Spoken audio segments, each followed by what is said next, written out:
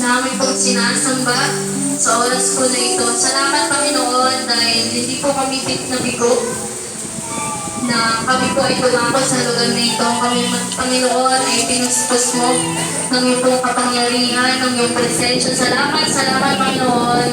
Sapagkat di po kami aalis sa lugar na ito, nandito po kami napuno ng pag-ibig mo, ng kapayapaan mo, ng kagalapan na nagmumula sa iyo. Salamat po, Panginoon.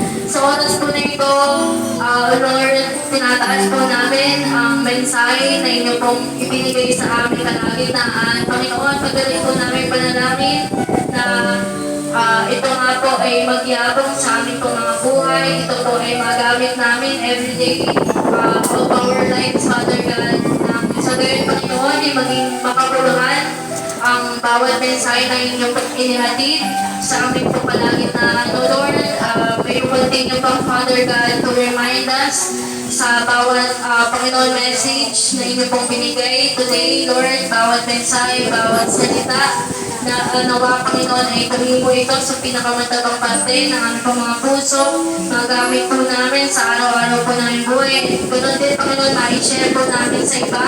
Sa gawin, Lord, hindi lamang po kami napagpala, kundi, Panginoon, pati po yung mga makaririnig ng salita mo, Panginoon, ay mapagpala rin, Father God. At maranasan din po nila ang